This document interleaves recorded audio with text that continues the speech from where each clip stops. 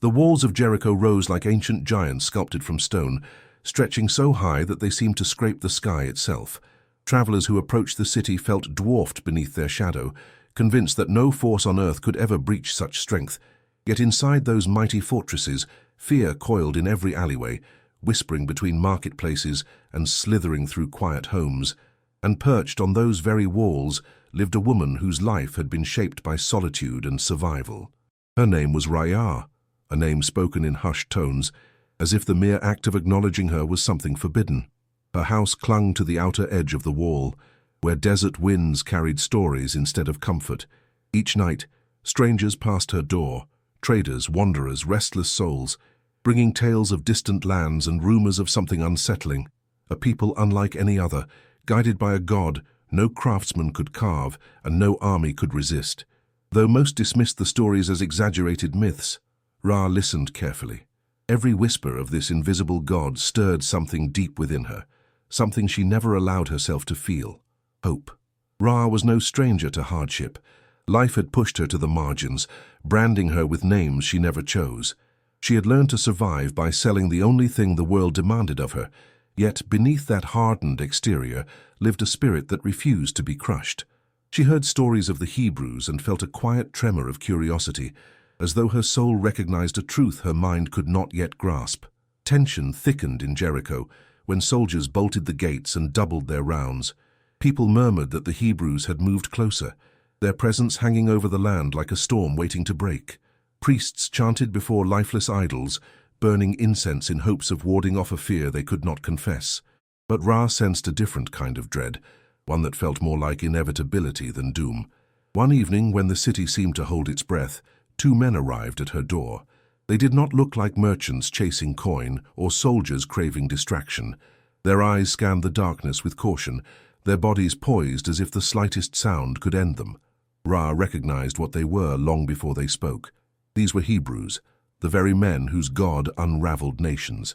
A surge of fear shot through her, yet another feeling rose with it, quieter but stronger: conviction. If she called the guards, she would be rewarded, praised even. But something about these men silenced all logic. She felt as though time paused, waiting for her decision, and her heart whispered a truth she didn't fully understand. These men were not her enemies. Before she could speak, heavy footsteps echoed in the street below. Someone had seen them.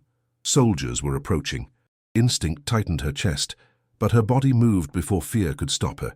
She pulled the men inside, shutting the door with trembling hands, then motioned for them to follow her up the narrow staircase toward the roof. The rooftop was layered with thick bundles of drying flax, waiting to be woven. Ra wasted no time.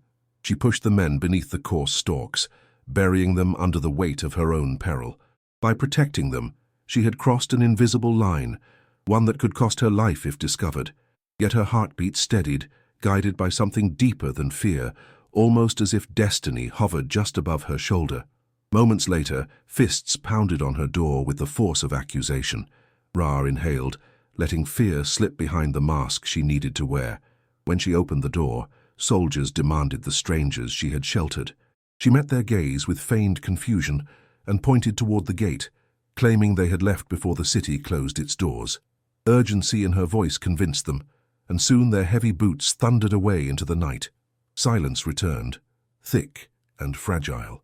Rahab climbed back to the roof and peeled aside the flax, revealing the men's wary faces. Their eyes, once sharp with suspicion, softened into something like awe. Before they could speak, she whispered that she knew exactly who they were, and she knew the God they served was unlike any god Jericho had ever worshipped. She told them of the fear gripping the city, of the stories that had spread long before their arrival.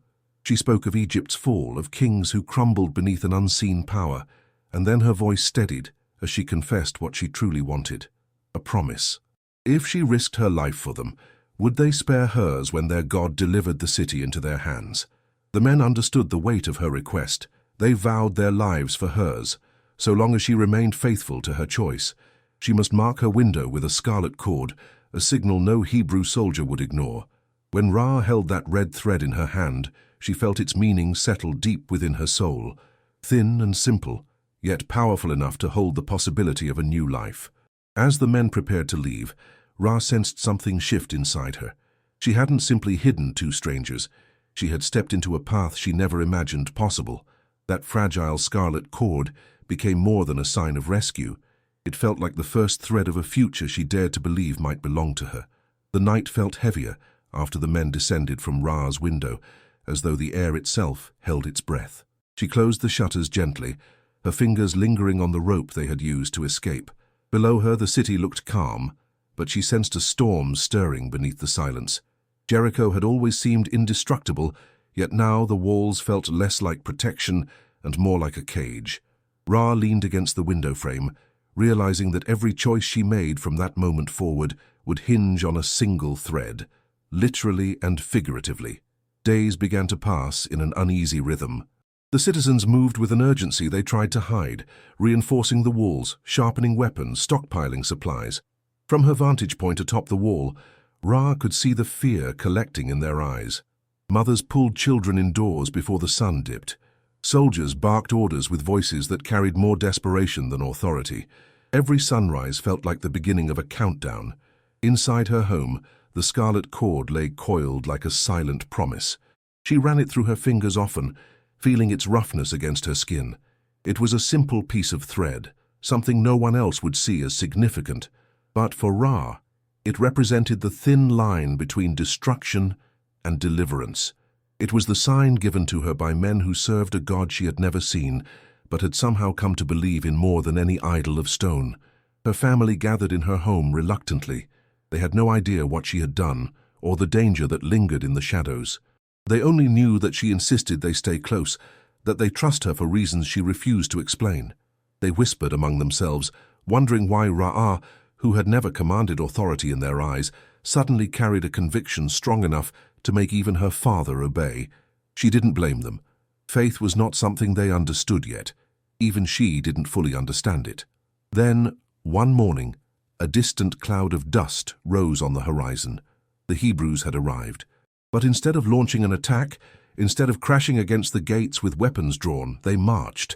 The sound was strange, unsettling. Just the rhythm of feet striking the earth and the echo of distant trumpets that pierced the air like a warning sent from heaven. Ra watched in awe as they circled the city silently, their formation unbroken, their faces fixed with determination. The citizens of Jericho were baffled. Soldiers stood nervously atop the wall, gripping their spears until their knuckles whitened. They expected war cries, arrows, catapults. Instead, the Hebrews completed their circuit around the city, then retreated to their camp. Confusion spread like wildfire. Some laughed uneasily. Others whispered that perhaps the Hebrews were weaker than rumored, but Ra saw something deeper in their silence, a confidence that didn't rely on the strength of men. For 6 days, the same pattern repeated. Marching, trumpets, silence.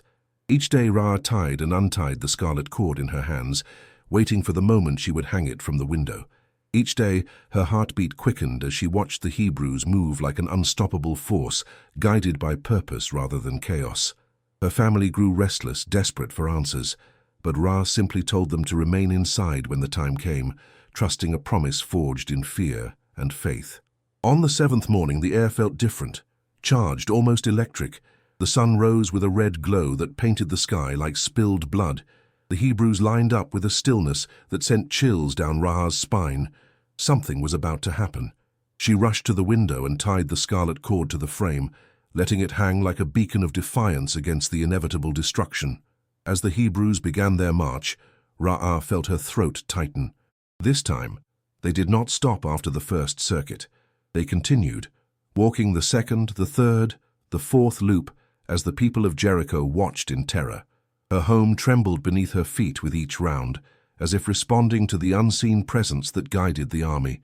The 7th circuit felt like the inner coil of a mighty storm preparing to release its fury.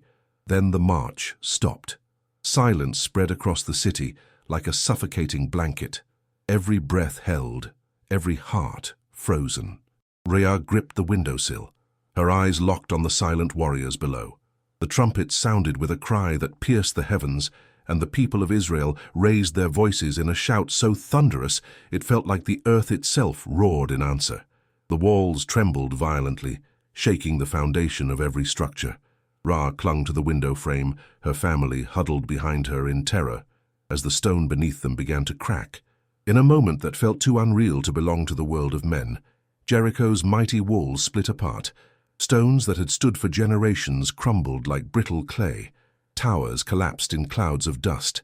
Screams filled the air as the unthinkable happened. The city that proclaimed itself unconquerable was falling. Yet Ra's home remained standing, untouched, even as chaos swept through every street surrounding it. The scarlet cord fluttered wildly in the wind, glowing like a mark of mercy carved against the drowning city. The sound of swords, collapsing buildings, and roaring flames filled the air. Ra pressed her forehead against the wall, tears streaking her cheeks as she felt the ground shaking beneath her. But she did not run. She did not hide. She stood firm, clinging to the promise given to her, trusting the God she had chosen before she even knew his name. And in the midst of destruction, hope anchored her heart like the cord tied to her window, fragile, trembling, but unbreakable. The world outside Ra'ah's home had turned into a storm of dust, fire, and terror. She could hear the collapse of towers, the cries of soldiers who once believed themselves invincible, and the clatter of weapons falling from trembling hands. And yet in the middle of that chaos, her house stood like an island of stillness, untouched by the destruction consuming the rest of Jericho. Her family pressed together in silence, their fear palpable, but Ra kept her gaze fixed on the scarlet cord fluttering outside her window. That thin piece of thread, once merely a symbol, now felt like a living promise stretching between her fragile life and a divine protection she still barely understood. Inside the room, the air was thick with fear, but also with a strange anticipation. Every sound made her siblings flinch. Every tremor made her mother whisper a prayer to the very God Ra had chosen before them.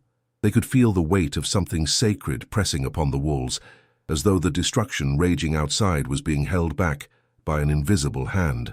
Ra knew what it was, the fulfillment of a vow. The men she had saved were bound by honor, and the God they served was bound by faithfulness.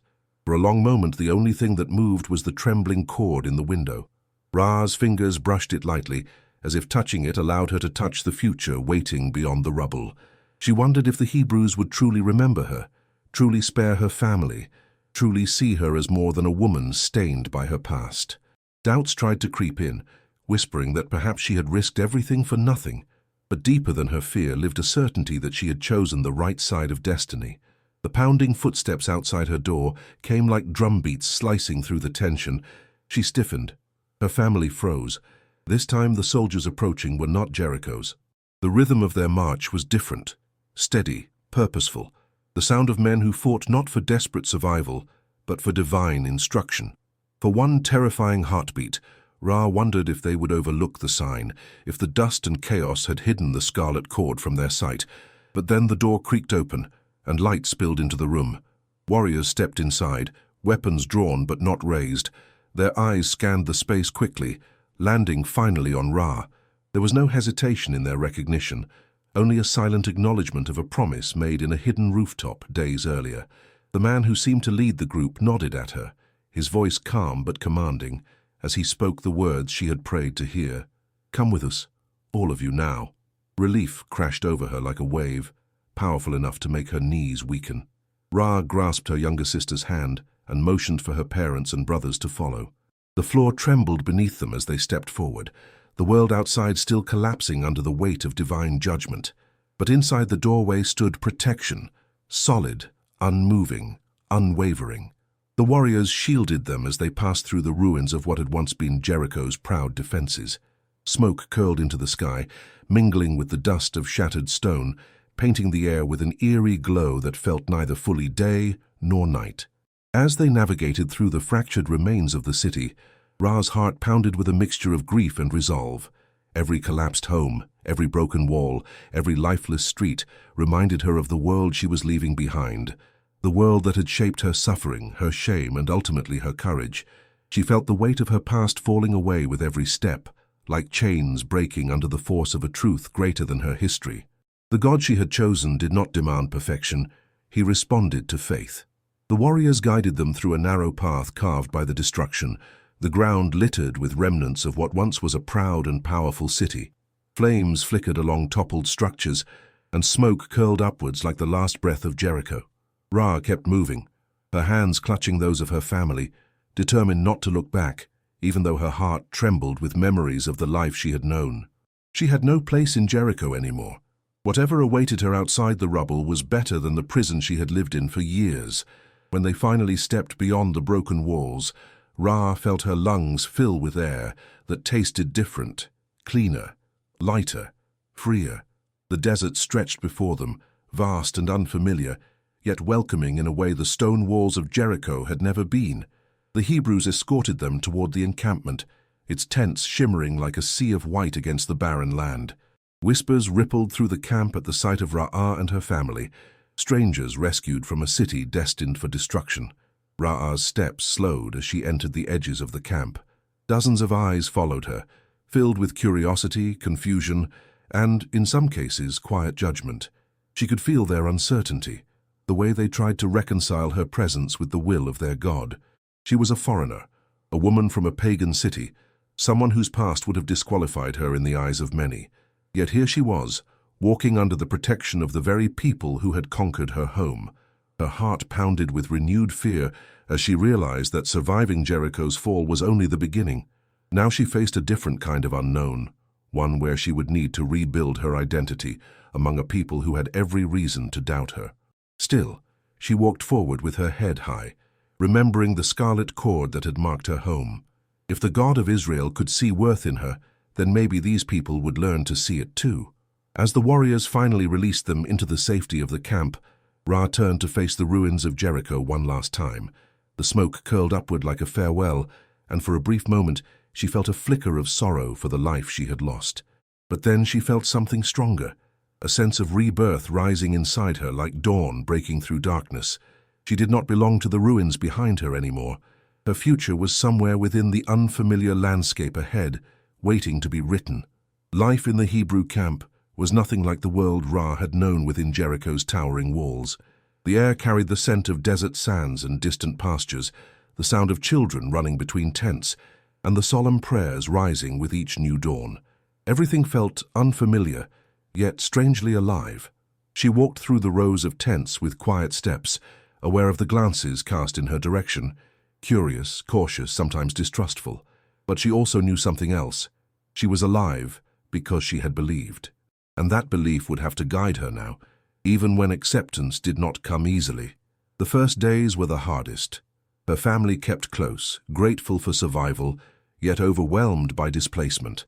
They were surrounded by a people with different customs, different laws, and a God they barely understood. Ra felt that weight more than anyone. She sensed that the Hebrews saw her as a foreign shadow, someone rescued, yes, but not yet welcomed. At night she lay awake, staring at the fabric of her tent and wondering if she would ever truly belong. Yet even in her uncertainty, she felt something she had never known before: peace, the kind that lingers quietly in a heart, no longer fleeing for survival. Slowly she began to observe the ways of the Hebrews. She watched how they prayed, how they cared for each other, how they spoke of their God not as an idol locked in stone, but as a living presence who guided them with purpose. Their faith was not a ritual. It was a relationship, something personal, something transformative. Ra found herself drawn to it, as if the God she believed in before the walls fell was now inviting her to discover him more deeply. She no longer felt like an outsider to divine mercy. She was part of its unfolding story. Still, Ra knew her past lingered in the minds of many. People talk, even in the holiest of camps. Whispers traveled through the tents, murmurs of who she had been, where she had lived, and what she had done to survive. She could hear them sometimes, carried on the wind like echoes she couldn't escape. Yet instead of shrinking under the weight of their judgment, she walked with her chin slightly lifted, refusing to let her yesterday define her tomorrow. A God who had torn down the walls of Jericho surely had the power to rebuild her life from nothing. It was during those quiet, uncertain days that she met Salmon. He did not look at her with suspicion or disdain. His eyes were steady, warm, unthreatened by the fragments of her past. He spoke to her not like someone examining a stranger, but like a man meeting another soul with dignity. She wasn't used to that kind of gaze, one that didn't seek to take, judge, or condemn. His presence unsettled her at first, not because it frightened her, but because it awakened a tenderness she had long buried. Salmon sought her out often, though never intrusively. He asked about her family, her life before the fall, her thoughts about the God she had chosen to trust. Rahab found herself speaking more than she planned, opening the guarded corners of her heart to someone who listened without expectation. He did not try to rescue her. He simply stood beside her, honoring the courage that had carried her through the ruins of her past. And slowly, Rahab discovered something she had never allowed herself to believe before, that she was worthy of being seen beyond her scars. Their conversations grew longer, their silences more comfortable. Rahab began to feel at ease, not only with him, but with herself. Salmon saw the woman she was becoming, not the one she had been forced to be. He valued her wisdom, her resilience, her faith that had sparked before she ever witnessed a miracle. In him, she found not a rescuer, but a companion, someone who understood that starting again did not erase the past, but transformed it into strength. The day Salmon asked her to marry him, Ra felt the world tilt gently beneath her feet. She had never imagined such a future, never believed she would find a home not built of stone, but of affection and trust. Her family wept with joy, astonished by the turn her life had taken. The Hebrews who once whispered now watched in silence, realizing that something sacred was unfolding, a love story born from courage and redemption. Their wedding was simple but filled with reverence. Under the open sky, surrounded by the people who had once feared her, Rahab took her place beside Salmon. The desert wind brushed against her face like a blessing, and she felt the presence of the God she had chosen long before she ever knew his name. In that moment, she understood something profound, that she was no longer defined by the walls that once confined her, but by the faith that had freed her. Time moved forward, and Rahab's life blossomed in ways she never imagined possible. She gave birth to a son, a bright-eyed child named Boaz, whose laughter filled the camp and whose kindness reflected the love he had inherited. Rahab watched him grow with pride, knowing that his story would be shaped not by her past, but by the grace that had rewritten her destiny. She taught him compassion, courage, and the importance of welcoming those the world considered unworthy, lessons she had learned through her own rebirth.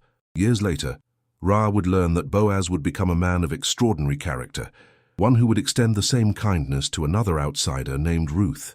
Through him, a lineage would form, one that led to Obed, then Jesse, then David, the greatest king Israel would ever know, and far beyond that, generations later, from her line would come the Messiah himself. Ra, the woman once dismissed as unworthy, would become a pillar of God's story in ways she could never fathom. When she looked back on her life, Ra understood that her story endured not because she had been perfect, but because she had dared to trust. One act of courage, hiding two strangers on a rooftop, had reshaped history.